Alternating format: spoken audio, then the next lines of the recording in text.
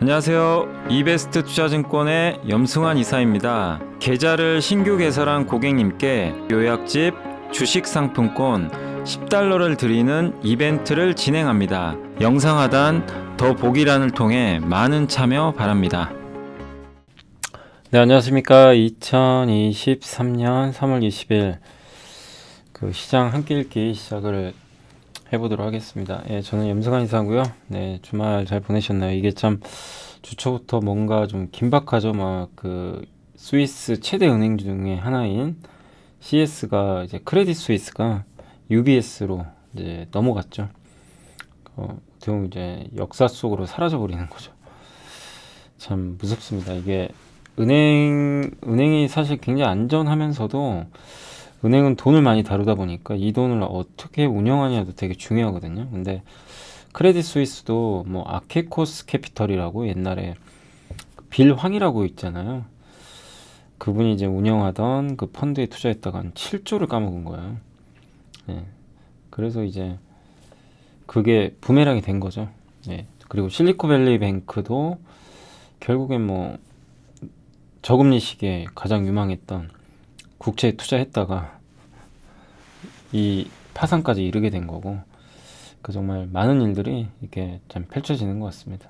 항상 너무 한쪽에 몰빵하시면 안 되고, 그러니까 집중 투자는 좋은데 내가 아는 거, 확실한 거, 그리고 아무리 집중 투자해도 한 종목에 투자하는 건 진짜 위험한 것 같아요. 레버리지도 위험한 것 같고, 그런 게 여지없이, 그러니까 아무리 잘하다가요 한 번에 그냥 이제 아웃될 수도 있기 때문에 그 점을 염두에 두시고, 지금 성과가 안 나는 분들도 너무 실망하지 마시고 천천히 하시면 될 것 같고, 제가 사실은 이제 이번 주 토요일 날 저기 제천에 갔다 왔어요. 한 분이 또 댓글도 달아주셨던데, 아유 정말 너무 좋은 기운을 제가 받고 왔습니다. 제가 이제 강의도 하긴 했는데, 이게 들어주시는 분들이 너무나 또 진지하게, 뭐 다들 좋으시더라고요. 사람들이 다 너무나 또 친절하게 대해주셔가지고 제가 아무튼 좋은 기운을 오히려 받고 와서 다시 한번 좀 그 제천 시민분들께 좀 감사 인사를 다시 한번 드리도록 하겠습니다. 아무튼 요즘에 좀 여기 강연에 섭외가 좀 많이 와요. 이렇게 오프라인 이제 리오프닝을 하다 보니까. 그래서 뭐 언제든지 뭐 회사로 연락 주시면 제가 시간이 맞으면 좀 찾아가도록 하겠습니다. 자, 오늘 이제 해드릴 내용은 LFP하고 탄소 섬유, 엔비라텍스, 그 다음 반도체, 요건 반도체입니다. 그 다음에 면세점, 그리고 조선이 두 개 있고요. 또 금속 리사이클링, 금융, 반도체, 삼성자이닉스, TCK, 실리콘 파츠라 그러죠. 그리고 솔루엠, LS, 효성 첨단 소재. 굉장히 길더라고요. 이거 정리하는 데만 거의 한 3시간 넘게 걸린 것 같습니다, 지금. 그래서 일단은 지금 먼저 빠르게, 저도 오늘 월요일은 항상 제가 좀 뉴스 프로그램이 좀 고정으로 가는 게 있어가지고 좀 빨리 해보도록 하겠습니다. LFP가 이제 우리 공부 많이 했죠. 이제 장점은 뭐죠? 리튬, 인산, 철 비중이 제일 커요. LFP는 89%가 일단 철로 돼 있어요. 비중이 1kg다. 그래서 니켈이고, 이 삼원계 NCM 배터리는 니켈, 코발트, 망간인데 니켈이 제일 중요하고요. 70인데, 근데 니켈은 철광석이 173배나 비싸고 가격도 15배입니다. 1kg당 가격이. 그래서 니켈 매장량은 9천만 톤인데 철은 1,700억 톤. 엄청 풍부하죠. 그러니까 이게 뭐 LFP다 NCM이다 막 싸우잖아요. 어떤 분은 안 된다, NCM 뭐 LFP가 뭐냐 이런 분도 계시고, 될 거다 이런 분들도 계시는데, 뭐 우리가 결정한 문제가 아니에요. 이건 기업들이 결정한 문제고 완성차가 결정한 문제예요. 근데 테슬라도 한 대잖아요. 그건 뭐 인정해야죠, 그죠? 테슬라도 어쨌든 LFP 언급을 했어요. 그러면 LFP가 어디 들어가요? 여기 들어가죠. 저사양. 왜냐면 겨울철에 주행거리가 안 나와요. 에너지 밀도가 너무 낮고. 그러니까 태생적인 한계예요. 이걸 뭐 극복할 방법은 없어요.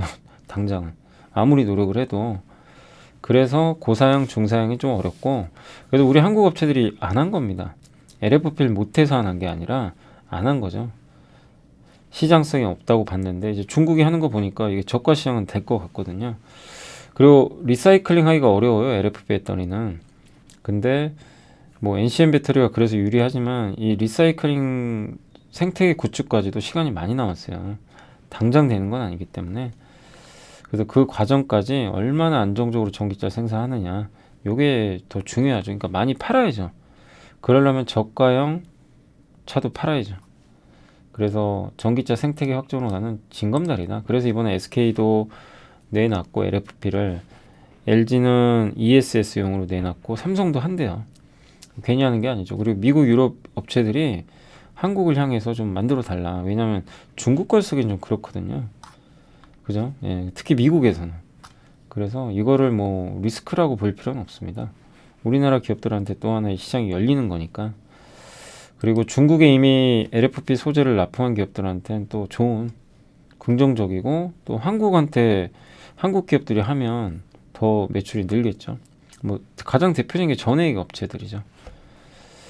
그래서 뭐 LFP도 뭐 너무 악재로 볼 필요는 없지 않나, 이렇게 좀 보고 있고요. 탄소섬유와 엔비라텍스인데, 하나증권의 윤재성 신홍지 연구원님이 일단 유가는 하방은 이제 찍었다. 왜냐면 전략 비축유 가격까지 떨어졌어요. 아마 미국 바이든이 사주겠죠, 대통령이. 그리고 경기 부양 시작됐고, 지준율 인하. 엔비라텍스가 지금 이게 그 수술용 장갑이죠, 소재인데 뭐 우리 요리할 때 쓰거나, 예, 특수 장갑이죠. 이게 코로나 때 엄청나게 잘 나갔죠. 근데 그게 폭락을 했다가 다시 리바운딩 하고 있다고 합니다. 수출 판가도. 이러면 이제 금호석유한테 이건 좋은 거죠. 글로벌 최대 장갑업체 말레이탁 글로브가 31% 급등했다고 합니다. 재고도 정상으로 오고 있고 판가도 올렸다고 합니다. 그리고 가동률도 좀 개선되고 있고. 그러니까 정말 저 엔비라텍스가 공급과잉으로 안 좋았어요. 그러니까 잘 되니까 막 너도 나도 증설해가지고 망가졌죠. 근데 이제는 바닥은 다니. 약간 반도체 같죠. 끝도 없이 추락하다가 이제 회복된다. 그러니까 금호석유에는 조금 긍정적이다 라고 보시면 되겠고, 탄소섬유는 이따가 효성 첨단 소재가 있어서 그 말씀을 드릴게요. 그리고 이제 SK증권의 한동희 연구원님이, 우리가 보통 이제 이렇게 생각하잖아요. 반도체 업황이 좋아진다 생각하면 이제 투자가 늘 거고, 그럼 장비 회사들 좋아질 거고, 이 생각을 하는데 이분 의견은 좀 달라요. 과거랑 다를 거다. 뭐냐면 이번 사이클은 설비 투자가 좀 늦는다. 너무 재고가 많기 때문에. 옛날에 디램 재고가 10주였는데 지금은 10주 후반. 그러니까 여기서 업황이 좋아진다고 쉽게 막 설비를 늘리긴 좀 어렵다는 거죠. 일견 타당한 말일 수도 있어요. 예, 과거랑 다르니까. 그래서 이 과거에는 항상 장비 회사들이 먼저 움직였는데 이제 이번 사이클은 후공정. 예. 그래서 감산을 통한 공급 제한으로 수급 균형을 맞춰 나가는 지금 과정이기 때문에 설비 투자를 상향하기는 좀 어렵고, 그래서 오히려 업황 회복 초기에는 완제품 재고가 소진되면서 감산이 종료가 되고, 그러면 생산이 정상화되겠죠. 근데 생산이 늘면, 조금씩 늘어나면, 투자가 아니라 생산이 늘면 후공정 업체들 가동률이 올라가요. 우리 오사트라고 들어봤죠. 예. 후공정, 이것도 이제 우리 함께 배우기에서 한번 다뤘던 건데 이쪽부터 먼저 좋아질 수도 있다. 예. 그래서 옛날에는 장비사, 부품, 소재, 후공정 이 순서인데 지금 역순이다. 이게 맞을지 안 맞을지 모르지만 과거랑 달리 재고가 워낙 높기 때문에, 그래서 후공정이 좀 좋지 않을까. 저기 메모리 후공정은 이제 SFA 반도체나 한양 디지텍 뭐 이런 기업들인데, 이런 데부터 먼저 좋아진다라고 보고 있는 것 같아요. 뭐 일견 타당할 수도 있는 말입니다. 워낙 또 저평가 기업들이고. 그래서 한번 그 후공정 회사들도 꾸준히 주목은 해봐야 될 것 같습니다. 그리고 면세점 중국 회사 탈락했습니다. 이거는 신세계, 신라, 현대한테는 일단 긍정적이죠. 왜냐하면 중국이 되면 중국 사람들이 인천공항 와서요, 자기네 나라 면세점 가버리겠죠. 그리고 이제 4월에 결정돼요. 아직 최종 사업자 선정은 안 됐고 입찰 결과는 나왔고 23년 7월부터 만약에 10년간 이게 되면 사업권을 보장받습니다. 신세계, 신라는 모두 다 따냈고 현대는 DF5란 권역 후보자 선정이 됐고 롯데는 탈락했대요. 좀 가격을 낮게 쓴 것 같더라고요. 그리고 CDFG가 아무튼 들어오는 건 굉장히 위협이었는데 일단은 우리나라 면세점 업체한테는 다행이고, 인천공항 면세점도 옛날에 임대료가 너무 비쌌는데 조금 이제 합리적으로 바뀐다고도 하더라고요. 그래서 긍정적이다. 다만 이제 여기서 이 면세점 업체들을 한번 위로 로켓을 쏴주려면 중국 단체 관광이 빨리 풀려야 되는데 안 풀려요. 그게 좀 아쉬워요. 그러니까 중국 단체 관광이 빨리 풀리는 게 가장 좀 중요한 이벤트다. 올해 중에 좀 풀려주길 바랍니다. 중국이 뭐 다른 나라는 많이 풀어주는데 한국은 안 풀어줍니다. 참 그게 좀 답답하죠. 그 조선은 일단 IMO라고 국제해사기구가 환경 규제를 하거든요. 근데 지금 노후 선종이 너무 많아요. 역대 최고인 37.37%, 15년 초과된. 근데 그 중에 탱커와 컨테이너선이 가장 높고, 근데 국제해사기구가 올해 이것도 한번 기억해 두시면 좋아요. 이런 이벤트는 기억을 해놓는 게 좋아요. 여기서 7월에 총회가 예정돼 있는데 2050년에 국제 해운 탄소 배출 감축 목표를 50%에서 100%로 올린다고 합니다. 그러면 이제 배에서 나온 탄소 배출은 다 줄여야 돼요. 무슨 얘기냐면 2050년이니까 너무 먼 얘기 같지만 줄일 수밖에 없는 거죠, 점진적으로. 그리고 IMO 2020에서 이제 황을 많이 첨가한 그 원료를 쓰면 안 되거든요. 그래서 그러니까 황을 없애는 장치, 스크럽을 장착한 선박들이 있었는데 근본적인 해결량은 아닙니다. 저것도 오염이 많이 돼요. 그런 얘기들이 좀 있더라고요. 오염이 좀 된다는. 그래서 LNG 메탄올은 청정연료고, 그래서 저걸 쓰는 게 가장 합리적이다. 노후 선박 교체 수요가 증가하고 친환경 규제, 그리고 이게 어쨌든 조선업 슈퍼사이클 한번 올 수 있는 시기를 앞당기지 않을까, 이렇게 보고 있는 것 같습니다. 노후 선박 비중이 이렇게 높고요. 이게 각 선별로 비중입니다. 꽤 높죠. 근데 신조선가는 계속 올라갑니다. 그러니까 참 조선주 안 가는 거 답답하시죠. 근데 안 가는 이유가 다음에 나와요. 그러니까 7월에 이벤트도 있지만 크레딧 스위스가 좀 영향을 준 것 같아요. 왜냐하면 세계 10대 은행 중에 하나였죠, 옛날에. 근데 그리스가 이 선박들이 많잖아요. 자금 조달 의존을 여기 CS 크레딧 스위스에서 많이 조달을 한대요. 선박을 발주하려면 금융과 같이 하거든요. 워낙 금액이 비싸니까. 근데 CS가 그리스 선주들 선박 관련 대출의 11%를 점유를 하고 있다고 합니다. 근데 그리스가 중요한 고객사죠. 근데 이렇게 되면 그리스 선주들 발주 활동이 미뤄지지 않을까, 이런 우려가 있고, 현재 발주된 선박에서 문제가 발생할 것 같지는 않고요. 또 수주 계약 취소 및 지연 가능성도 높진 않습니다. 과거랑 다르게 그렇게 될 거라고 좀 보진 않고, 또 신조선가가 자꾸 올라간다는 건 뭐예요? 운임이 선박이 일종의 우량자산이 되는 거죠. 그리고 재무 상태도 굉장히 양호하고, 과거보다 컨테이너성 우주 수주장고 많은 에버그린도 현금이 굉장히 많이 늘어났고요. HMM도 현금이 337%, 스타벌크라는 회사도 50%나 증가. 그리스 선주들 상당수는 현재 은행 입장에서 엄청난 자산가입니다. 그리고 불황기 때 선박금융 자체가 전통 금융기관 의존도를 줄이고요. 여러 이제 대체 수단을 많이 만들어 놨다고 하더라고요. 그래서 지난주에 이게 또 이런 크레딧 스위스 리스크 때문에 조선 발주 안 되면 어떡하나, 이런 우려들이 있었는데 이거는 좀 다소 과도했다. 그래서 지난주에 흔들렸던 이유는 좀 아시겠죠. 근데 일단 이제 오늘 UBS가 인수를 했기 때문에 조금 진정될 가능성은 좀 있지 않나 싶습니다. 아무튼 안 좋은 뉴스가 좀 있었고, 그렇지만 여전히 우리가 본업의 펀더멘탈은 여전히 좋다라고 봐주시면 되겠습니다. 리사이클링 많이들 아시죠? 그래서 우리 공부도 많이 해봤고, 이제 귀에 못이 박히도록 들리시죠? 계속 공부해보시고, 우리 LSM에는 공부 좀 많이 해봤잖아요. 아무튼 이제 이번 인터배터리 전시회에서도 배터리 금속 리사이클링이 중점적으로 전시가 많이 됐다고 합니다. 고려아연과 LS는 니켈, 전구체, 폐배터리 수거까지는 않았는데 이제 이런 것들을 이용해서 배터리 밸류체인에 진입하겠다라고 언급을 한 것 같고요. 고려아연은 리사이클링과 전구체를 한국 전구체 공장이 이제 내년에 완공되고 미국 유럽 시장도 이제 25년에 진출을 하게 됩니다. 니켈도 하고요.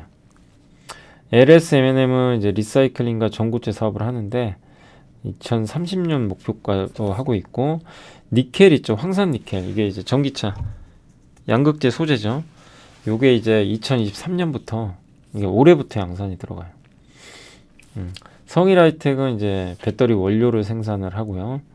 글로벌 거점이 많고, 그래서 이렇게 IRA랑 CRMA 유럽의 핵심 원자재법은 재활용을 많이 하란 얘기예요. 예. 금속은 이론적으로 계속 쓸 수 있어요. 뽑아다 쓰고 뽑아다 쓰고 깨끗한 것만 골라낸다면.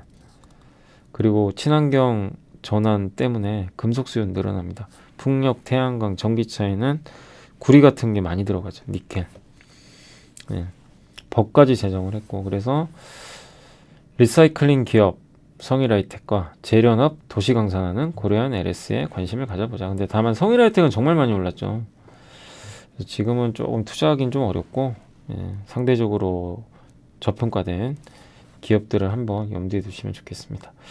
그리고 저희 당사의 전배승 연구원님이 이제 요새 막 은행들 때문에 난리가 아니잖아요. 근데 퍼스트 리퍼블릭이 자산이 우리나라 돈으로 한 250조 한 그 정도 되는 것 같은데, SVB 실리콘밸리 은행과 비슷하고요. 자산 증가율이 굉장히 높았고요. 채권 보유가 좀 많았어요. SVB랑 거의 비슷하죠. 예. 그래서 부도 위험이 좀 덜었죠. 뱅크런 일어나고. 그래서 주가가 많이 흔들렸고, 예, 다만 크레딧 스위스나 이런 기업들 제외하면 부도 위험은 높지 않고요. 자금 경색도 아직은 없어요. 예, 그러니까 이게 이제 너무나 코로나 때 금리가 낮으니까 미국 내 중소형 은행의 유동성 관리가 실패한 거죠. 저금리 길들여져가지고.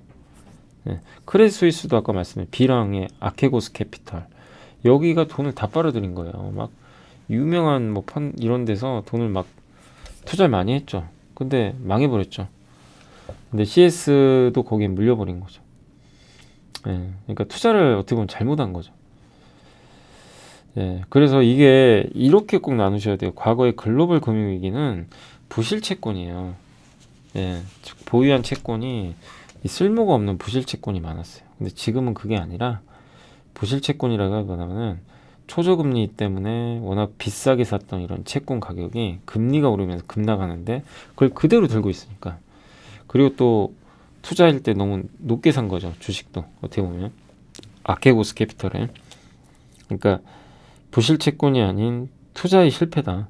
근데 적절하게 분산을 하고 안정적으로 운영했으면 이 사태는 안 났겠죠. 너무나 이 자산의 규모가 한쪽에 쏠렸다는 거예요. 그게 문제였던 것 같아요.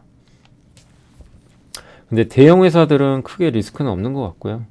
대형 금융기관들은 예대율이나 이런 것들이 안정적이고, 국내도 굉장히 안정적이죠. 국내도 아시겠지만 그 주주분들이 좀 짜증냈잖아요. 너무 은행 왜 이렇게 규제 심하게 하냐.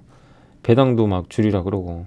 근데 지금 생각해 보면 이런 이제 규제가 없었다고 생각해 보세요. 우리나라 은행도 뭔 일이 났을지 몰라요. 규제를 안 했으면. 이 은행은 정말 중요한 산업이거든요. 그래서 이게 어떻게 보면 뭐 규제를 했기 때문에, 무조건 규제했기 때문에 그렇다는 건 아닌데, 규제를 그동안 강하게 했기 때문에 이런 리스크에선 조금 자유로울 수 있다는 거죠. 다만 더 강한 규제가 들어갈 수 있다는 건 더 부담이 될 수도 있습니다. 근데 긍정적인 부분도 있는 게 소규모 특화은행, 비은행권의 지급 결정, 뭐 이거는 대형 은행사한테는 좀 부담이잖아요. 경쟁이. 근데 이런 것들이 동력이 약화될 수 있어요. 왜냐하면 다 지금 망한 회사들이, 은행들이 중소형 은행이잖아요. 그죠? 그래서 우리나라 이제 정부 입장에서도 야 이거 좀 한번 재고해봐야 되나? 이럴 수도 있다는 거죠. 예. 그래서 한번 관련 내용은 지켜봐야 될 것 같고, 그리고 증권사들도 유동성 관리 계속 아마 주문이 들어갈 것 같아요. 왜냐하면 지금 그 유동성 관리 실패한 거거든요. 그래서 우리나라 증권사들도 작년에 PF 때문에 굉장히 어려웠는데 여기에 대한 뭐 규제나 이런 것들이 들어갈 가능성도 있다는 거죠. 아무튼 이제 이 사태가 우리나라 금융시장을 망가뜨린 사건이 아니라 더욱더 규제를 좀 강화할 수도 있다. 예, 다만 이제 우리나라 금융주는 리스크만 아니라면 배당도 많이 주고 싸니까 분명히 좀 매력은 있는 것 같아요. 다만 이제 사람들이 안 하려고 그러죠. 뭐 금융주 누가 투자하려고 그러겠어요. 지금 위험해 보이니까. 다만 한국은 상대적으로 좀 안전하다. 이렇게 좀 보여집니다. 미국 중소형은행의 총 자산 규모인데 이렇게 JP모건 뭐 이렇게 커요. 뱅커버, BOA, JP모건, 시티. 근데 자산 증가율은 뭐 여기 실리콘밸리 뭐 압도적이죠. 그때 제로 코로나 때 실리콘밸리에서 돈을 다 끌어당겼습니다. 그래서 성장했던 건데 이게 부메랑이 된 거죠. 잘못 국채에 투자해가지고. 자, 이번에 월간 반도체 하이투자증권의 송명석 연구원님이고요. 반도체 주가와 가장 연관성이 큰 업황 지표가 중국의 IT 수요 증감률인데 2월에 3.3에서 마이너스 3.3이에요 아직은. 근데 반전이 시작됐어요. 마이너스 14.9에서. 그래서 중국 IT 수요 증감률도 조만간 추세 전환할 것 같다. 또 경기 선행 지표들이 반등하고 나서 6개월이 경과될 시점에서 하반기에 이제 업황이 반전이 될 것 같습니다. 그러니까 선행 지표들이 이제 본격적으로 아마 2분기부터 돌아설 건데 그럼 올해 가을부터는 업황 반전 기대되고 또 그때쯤 되면 이제 반도체 재고 조정도 끝나갈 것 같다. PC는 우려보다 좀 양호하고요. 스마트폰은 점점 회복 중인데 문제는 서버가 좀 안 좋나 봐요. 구매 계획을 줄이고 있어요.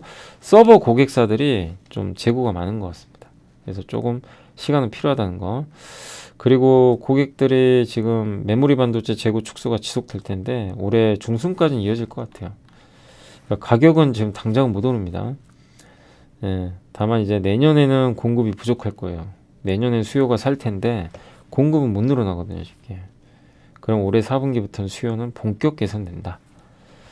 그리고 올해 메모리 설비 투자 30% 이상 감소할 것 같고요. 디램이 마이너스 34, 낸드가 26%. 예. 삼성전자마저도 아마 줄일 것 같고 키옥시아, 마이크론, 하이닉스 말할 것도 없고요. 예, 그러니까 삼성전자도 장비 재배치하고 막 이러면서 감산을 하고 있는 것으로 좀 알려져 있는 것 같고요. 이런 감산 효과는 지금 나오는 게 아니라 뭐 한 분기 후에 나오니까 2분기부터 발생이 될 것 같습니다. 근데 업황이 이렇게 지금 여전히 너무 안 좋아요. 이럴수록 더 감산 강도는 강해질 수 있다는 거 염두에 두시고 반도체 업체들의 설비 투자는 흑자 발생이 어느 정도 돼야 되거든요. 그걸 24년도로 보니까 24년 하반기 돼야만 설비가 좀 늘어나지 않을까. 그러니까 설비 투자는 좀 시간이 많이 남았어요. 그러고 설비 투자해서 공급이 실제 늘어나는 거 25년입니다. 그러니까 내년도 업황은 좋아질 수밖에 없다고 보는 게 감사는 하는데 내년엔 수요가 증가할 거로 보고 있어요. 챗 GPT도 더 다양화될 거고 그러니까 이제 내년 보고 투자를 한다면 이를 확률이 높지 않은 거죠. 네, 올해는 뭐 불확실하지만 왔다 갔다 하면서 그리고 이 선행 지표들 있죠. 반도체 주가랑 연동되는 그 몇 개 있는데 글로벌 유동성 증감률이 2월보다 3월에 증가했어요. 여기 보이시죠? 작년 10월이 최저점이었고 금리 인상 종료되면 더 늘겠죠. 다른 나라들은 인하할 수도 있거든요. 또 미국 ISM 제조업 지수랑 연동되는데 이게 보통 24개월 빠져요. 근데 23개월 만에 드디어 플러스 났습니다. 그러니까 반전인 거죠. 이렇게 꺾였다가. 예, 그러니까 거의 2년 이제 다 됐죠. 한 번 빠지면 2년 빠진다고 하더라고요. 그리고 ISM 제조업 지수가 올라가는 거는 미국의 금리 인상이 멈출 때 또 올라간다고 합니다. 반대로. 예, 그러니까 이런 조건들도 제조업 지수를 올릴 수 있는 거죠. 또 중국의 크레딧 임펄스라고 이게 중국에서 이제 유동성 증감률 같은 거죠. 중국에 예, 사회융자 그러니까 빌려준 돈이죠. 돈 대출이 얼마나 늘었냐. 이게 반등했다는 건 돈이 늘고 있다는 얘기죠. 예, 그래서 과거에도 이런 크레딧 임펄스 지수가 상승할 때 추세적 상승이 나왔다라고 합니다. 그리고 한국 반도체 수출에서 요즘에 중국이 좀 비중이 떨어지니까 이런 얘기들이 있나 봐요. 야, 중국 떨어지니까 우리나라 반도체 기업들이 야, 중국에서 이제 예전처럼 낙수 효과, 리오프닝 효과 못 받는 거 아닐까? 이럴 수 있는데 그 원인이 꼭 그런 것보다도 생산 기지를 좀 많이 탈중국화를 했대요. IT 기업들이. IT 세트 기업, 애플도 좀 옮기잖아요. 삼성전자의 반도체 최대 고객사 중에 하나가 애플이죠. 하이닉스도. 근데 옛날에는 중국 공장이 있으니까 중국에 다 보냈는데 요즘에는 중국 빼서 다른 데로 가요. 그럼 뭐 인도로 갈 수도 있겠죠. 그죠? 예, 이제 그런 걸 얘기한다고 보시면 돼요. 그래서 중국의 뭐 보복이다, 뭐 이런 정치적 리스크 때문이다, 이렇게까지 아직은 볼 필요는 없고요. 왜냐하면 중국은 반도체 못 만들거든요. 그래서 자국 업체들 통해서 받기는 어렵고, 그래서 IT 이쪽을 포기하지 않으려면 한국 거 써야 됩니다. 예, 그래서 이 부분에 대해서는 아직은 너무 우려하지 말자는 그런 시각인 것 같고요. 삼성전자는 일단 올해 예상이 51,900원이거든요. PBR 한 배가. 과거 평균이 1.1배입니다. 그거 계산해 보니까 56,000원 나와요. 그리고 지금 주가는 1.18배. 그러니까 지금도 싼 거예요, 되게. 그러니까 분할 매수 하자는 의견이고, PBR 200까지는 내년에 갈 수도 있다. 내년에 업황 좋아지면. 10만 원 넘는 거죠. 다만 아쉬운 건 삼성전자가 7나노 이하에서 점유율이 10%도 안 돼요. TSMC가 너무 잘합니다. 이거를 좀 극복해야 됩니다. 만드는 규모는 4배 차이밖에 안 나거든요. 3, 4배. 근데 이렇게 점유율 격차가 너무 심하니까, 그러니까 삼성의 좀 과제 중에 하나는 파운드리 쪽에서 좀 성과를 수율을 올려가지고 내야 된다. 그걸 좀 봐주시고. 안녕하세요. 이베스트 투자증권의 염승환 이사입니다. 계좌를 신규 개설한 고객님께 요약집 주식 상품권 10달러를 드리는 이벤트를 진행합니다. 영상 하단 더 보기란을 통해 많은 참여 바랍니다. 하이닉스는 일단 PBR 0.97배인데 이것도 74,143원이 한 배거든요. 그래서 1.13배. 평균이 0.97배니까 평균 대입을 해보니까 72,000원까지는 빠질 수도 있어요. 잘못하면. 바닥이 거기입니다. 고점은 133,000원. 삼성전자는 104,000원. 56,000원에서 요게 이제 PBR 기준으로 최저점과 최고점을 그려본 수치니까 참고해 주시면 좋을 것 같습니다. 글로벌 유동성 증가율과 반도체 배수고, 이게 올라가면은 PBR이 이렇게 PBR 올라간다는 건 주가 올라간다는 얘기거든요. 글로벌 유동성이 3월 수준 유지한다면, 요 정도 유지만 해준다면 증감률은 올라오거든요. 긍정적이고, ISM 제조업 지수랑 요 회색 삼성전자가 거의 똑같이 가죠. 하이닉스도. 중국 IT 수요 증감률이 이제 서서히 플러스 이게 전환되고 있거든요. 그러니까 삼성전자, 하이닉스에도 우호적일 것 같고, 중국의 그 유동성이죠, 이게 크레딧 임펄스. 요게 이제 다시 반전에 성공을 했다고 합니다. 그러니까 저게 좀 많이 늘어나야 되겠죠. 그러면 더 좋겠죠. 그 주가 급락기의 PBR 여기죠. 그래서 삼성의 PBR, 하이닉스 PBR 그냥 지금은 바닥이죠, 바닥. 지금은 저 PBR 지표만 봐도 너무 겁먹을 때는 아니다. 이렇게 말씀드리고 싶고요. 그래서 메모리 반도체에 대한 의견은 조금 여전히 좀 긍정적으로 보셔도 되지 않을까라고 생각을 합니다. 그러니까 업황은 안 좋지만 우리가 반대로 봐야죠. 그리고 TCK의 승소가 쌓아올린 SCI 시장의 진입 장벽이라고 이렇게 돼 있는데요. 하나증권의 김덕호 최수지 연구님이 지난주 금요일이었던 것 같아요. TCK가 DS테크노랑 소송이 있었거든요. 이게 꽤 오래됐어요. 근데 이제 결국 최종 소송에서 2심과 마찬가지로 이제 물성, 거기 들어간 재료나 이런 것들에 대한 특허에 대해서는 무효 판정을 내려버렸어요. 단 제조 방법이나 장치는 특허가 인정됐습니다. 그래서 DS테크노가 패소를 해서 손해배상 청구가 진행될 것 같고, 어떻게 보면 DS테크노는 이제 그 TCK의 방식을 이용해서 만들기는 어려우시겠죠. 만들 수는 있는데 다른 방식으로 만들어야 돼요. 그래서 이거 만들기가 정말 어려워요. 이게 쉬운 게 절대 아닙니다. 저 SIC 이거 만드는 게 분명한 노하우가 있어야 되거든요. 근데 이 제조 방식이 많긴 많은데 싱글 노즐을 사용을 하게 되면은 두께가 좀 일정하지 않대요. 그래서 SIC 링은 저거를 이제 장비사가 받아다가 식각할 때 웨이퍼를 받쳐주는데 이게 잘 받쳐줘야죠. 그래서 고품질의 제품을 제조하는 건데, 어쨌든 이런 면에서는 지금 TCK가 조금 더 우위에 서 있는 모습으로 가는 것 같고요. 어쨌든 TCK, 그리고 이 제조 방법을 그러면 다르게 해서 할 수도 있잖아요. 제조 방법에 대해서는 그러니까 기존에 이 TCK가 하는 제조 방식으로 못 만들어요. 특허가 그렇게 돼 있습니다. 인정해줬죠. 다른 방식으로 만들 수도 있대요.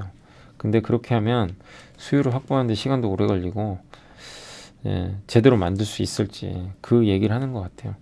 그리고 TCK가 이제 소송 불확실성이 해소됐기 때문에 경쟁사 견제도 가능해질 것 같다. 예. 그래서 이 부분 때문에 이제 독점력이 깨져가지고 막 이제 주가 막 폭락하고 난리도 아니었어요. 예, 많이 빠졌어요. 그때 당시. 근데 이번에 승소를 했기 때문에 견제를 이어나가지 않을까 이렇게 보고 있습니다. PER도 낮고요. 얼마 전에 하나증권에서 보고서 나온 게 있죠. 그리고 KNJ는 우리 공부해봤죠. 실리콘 파츠, 아니 SIC 파츠. 거기서 애프터마켓은 뭐죠? 장비사에 납품하는 부품이 아니라 삼전, 닉스, 하이닉스 쪽에 바로 납품하는 부품입니다. 예. 근데 DS 테크노의 또 경쟁사래요.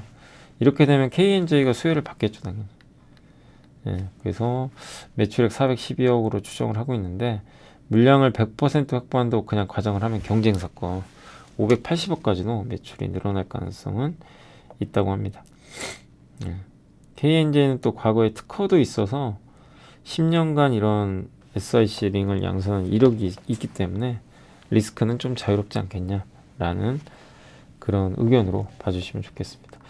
아무튼 이게 참 기술 기업들이 소송 걸리는 경우가 많아요. 특허 같은 거. 근데 TCK가 물성은 뭐 어쨌든 무효 판정을 받았지만 그 만드는 제조 방식은 자기네 노하우다 인정을 했습니다. 그래서 일단 단기적인 리스크는 조금 완화되지 않았나 이렇게 보여지고요. 솔루엠은 IBK 투자증권에서 목표주가 31,000원 우리 다 공부했죠. 전자 가격 표시비. 예, 저희 홈페이지 들어오시면 전자 가격 표시기 공부할 수 있잖아요. 조은혜 연구원님 쓰신 거 저희 홈페이지에 다 있습니다. 이베스트. 그래서 ESL 전자 가격 표시기 조은혜 연구원님이시고 이제 이분은 IBK고요. 목표 주가를 올렸습니다. 그래서 경쟁사 대비해서 좀 싸고, 예. 그러니까 경쟁사 대비해서는 싼 편이에요. 뭐 경쟁사가 30배가 넘으니까 PER이. 이 기업은 뭐 PER 낮아서 상대적으로는 저평가 매력이 있습니다. 다만 이제 연간 20% 성장을 할 건데 이게 꾸준히 유지되느냐가 관건입니다. 왜냐하면 좀 주가가 많이 올랐어요. 단기간에. 그래서 조금 지금은 단기적으로는 좀 지켜보자는 그런 의견입니다. 왜냐면 이제 최근에 단기가 그냥 갑자기 막 급등을 해가지고 또 기다리면 오지 않을까. 근데 아무튼 시장은 커지는 거는 맞는 것 같아요. 전자 가격 표시기. LS는 뭐 역시 지난주에도 저희 당사에서도 LS M&M 자료가 나왔지만 리사이클링 그리고 LS는 가장 큰 수요처가 전기동 재료하는 거죠. 그래서 요게 좀 주력인데 잘 되고 있고 황산 가격도 지난해 좋아가지고 실적이 좋았다고 합니다. 전선 수주 잔고는 2.8조 원, 동해 해저 케이블 생산 라인을 추가하게 된다면 3조 원을 넘을 것 같고 LSM 트럭, 농기계, 일렉트릭, 뭐 전력 인프라 이런 회사들을 자회사로 일단 이제 갖고 있는 거죠. 해저 케이블 포함해서 초고압 전력선 수주 증가가 다음 발주 시장에서 더 높은 경쟁력이 될 것 같고 한 개 회사를 제외하고 모두가 비상장입니다. LS 일렉트릭은 상장돼 있지만 그래서 비상장이 많다는 것도 굉장히 매력이 있는 것 같아요. 그래서 친환경 사업도 하고 구리 사업, 구리도 앞으로 많이 필요합니다. 진짜 구리가 이제 정말 이 친환경 전기차 이런데 굉장히 많이 들어가거든요.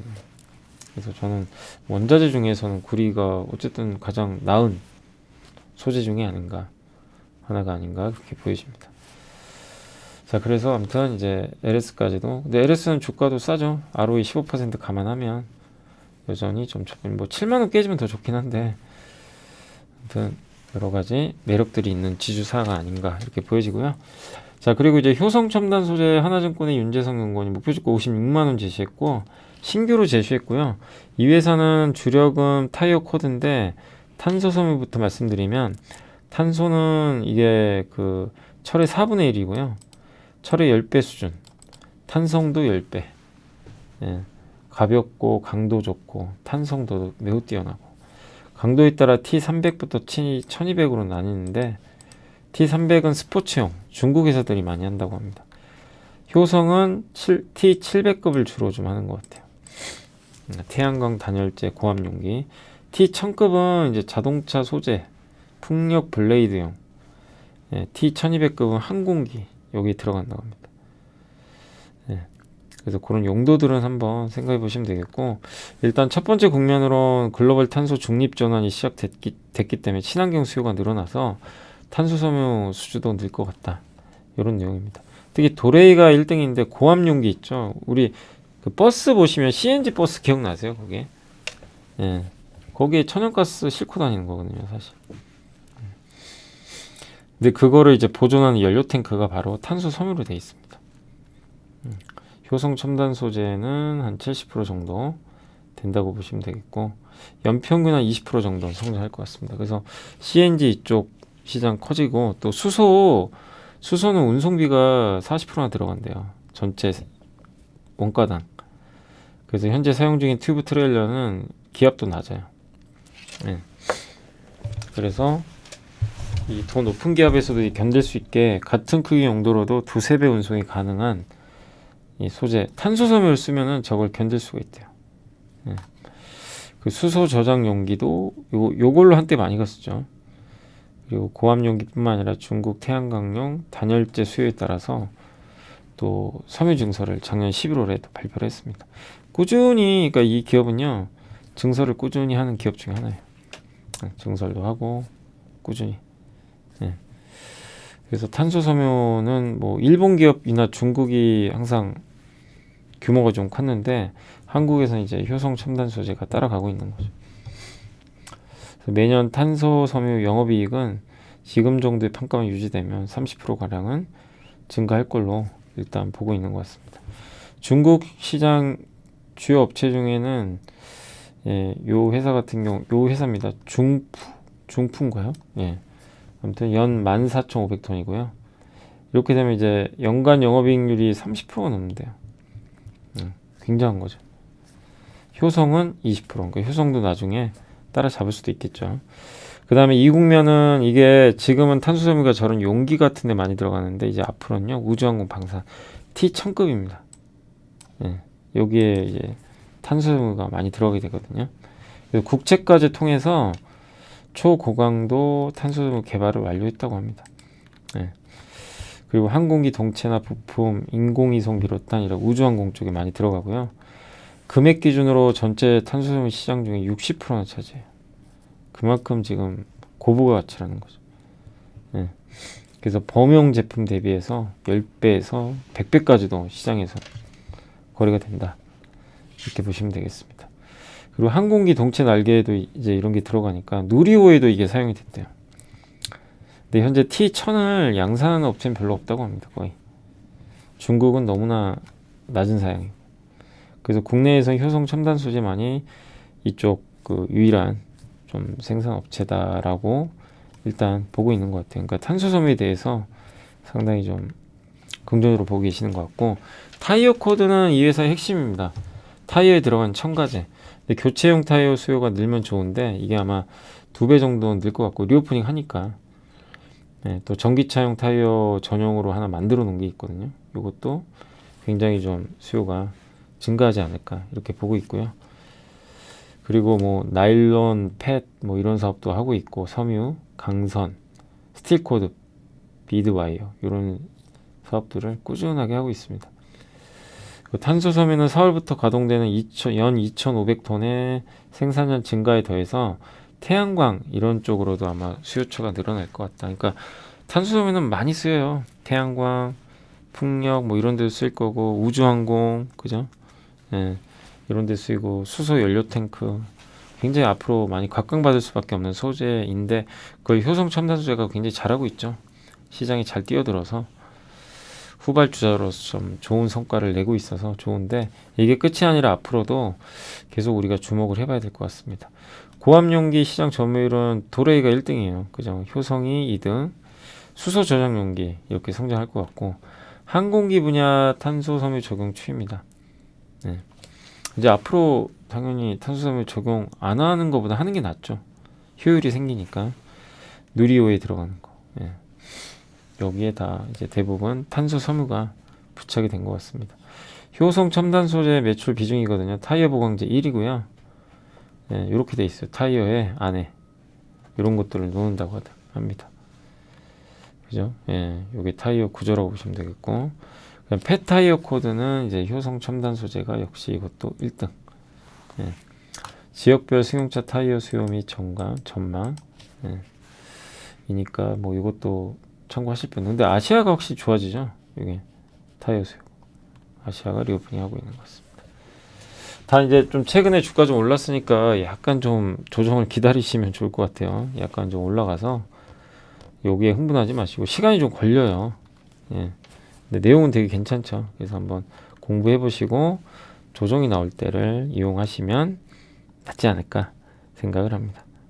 자, 일단 제가 뭐 오늘 산업하고 기업 분석 보고서 중에 할 거는 웬만한 건 다 해드렸고, 이제 좀 못하거나, 오늘은 근데 제가 뭐 시황 쪽은 좀 보고서가 말씀 안 드렸죠. 요거는 시간이 더 많이 걸릴 것 같아서 내일 또 해드릴게요. 예, 왜냐면 오늘 보고서도 어마어마하게 많고요. 저거 하는 데만도 거의 한 3시간 넘게 걸렸습니다. 이제 설명하는 건 금방 하는데 정리하고 하는 게 좀 오래 걸리더라고요. 그래서 오늘 일단 이 정도 해드리고, 그 다음에 이제 오늘 시황, 아직 좀 시간이 지금 이제 1시 좀 넘었는데, 제가 오늘 또 MBC KBS를 좀 가야 돼가지고, 예. 그래서 일단 시황 좀 간단히 말씀드리고 마무리 할게요. 그래서 못다한 건 내일 또 언급을 드리겠습니다. 아무튼 오늘 이제 국내 증시는 2400을 돌파하진 못하고 좀 힘없이 밀리고 있고, 불안하죠. 지금 CS가 얼마나 안 좋으면 지금 M&A까지 해야 되냐. 예, 저기 UBS 저희가 울며 겨자 먹기로 인수한 거 아니냐, 막 이런 얘기도 있고 복잡합니다. 근데 아니다. 리스크 해소 측면이 좋은 거 아니냐. 옛날과 그건 명백해요. 과거처럼 이제 이 관계자들이 뭐 어떤 리스크가 생겼을 때 가만히 있는 게 아니라 액션을 다 취해요. 이거 잘못되면 이렇게 들어가고 행동을 합니다. 달러 수합도 하고, 네, 이제 주요국 은행끼리 달러 수합을 해서 외환의 유동성이 부족하는 걸 이제 막아주는 건데, 그거를 그냥 선제적으로 또 하고 있어요. 그러니까 확실히 달라진 건 맞아요. 예, 분명히 달라진 건 우리가 인정을 해야 되는데, 다만 이제 시장에서는 이거 우리 모르는 또 뭐가 있는 거 있으면 어떡하냐, 이런 불안감이 또 있는 것 같아요. 다만 오늘도 코스닥은 참 좋습니다. 이 코스피보다 코스닥이 훨씬 좋은 것 같아요. 요즘에 진짜 이 코스피는 힘들이 없고, 보면 물론 수급이 좋은 건 아닌데 오늘 개인 투자분들이 정말 많이 삽니다. 코스닥. 근데 반면에 코스피는 외국인 개인이 팔고 있고, 그래서 조금 주가 흐름은 약간 좀 더디다라고 보시면 되겠고요. 외국인들은 주로 전기전자 팔고 있어요. 반면에 서비스, 인터넷, 게임, 철강, 제약주가 오늘 좀 괜찮고요. 통신주 오늘 좀 괜찮죠. 그래서 이쪽에 대해서는 오히려 오늘은 좀 매수가 들어오는 것 같습니다. 오늘 섹터로 보면 관광업체가 좀 급등을 했네요. 일부 이 코센이라는 기업 때문에 그런 것 같고요.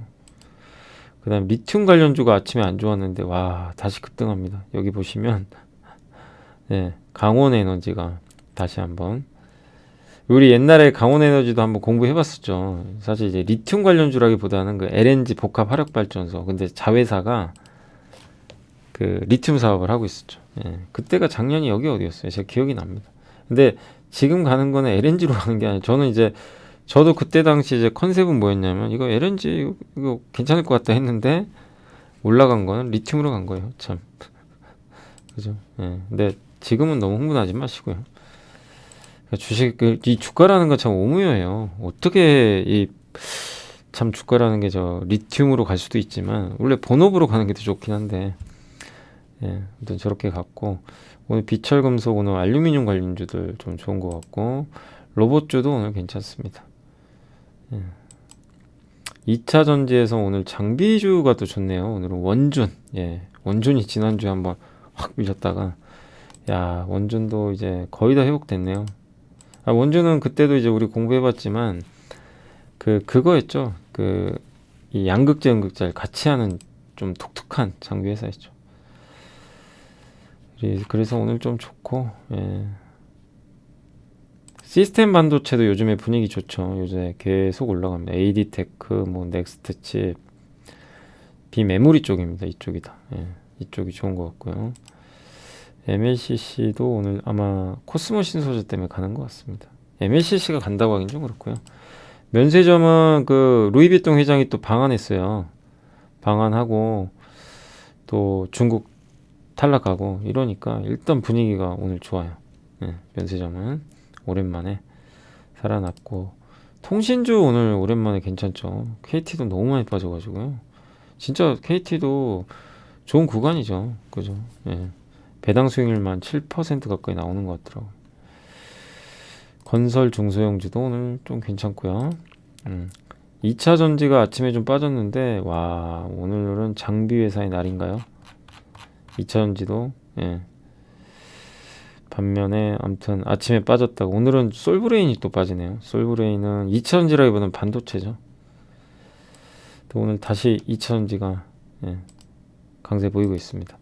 인터넷 대표주 강하고요. 이제 미국 금리가 좀 꺾이니까 화장품 쪽도 괜찮고 2차전지 소재 폐배터리가 다시 한번 반등을 해주고 있습니다. 예. 아침에 사실 그 에코프로가 뭐 압수수색 얘기가 있었잖아요. 그 지난주 장 끝나고인가요? 예.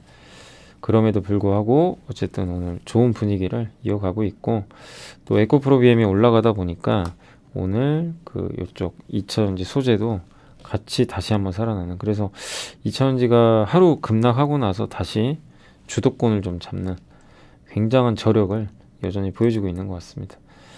그리고 화장품 회사들 오늘 좋았고요. 네.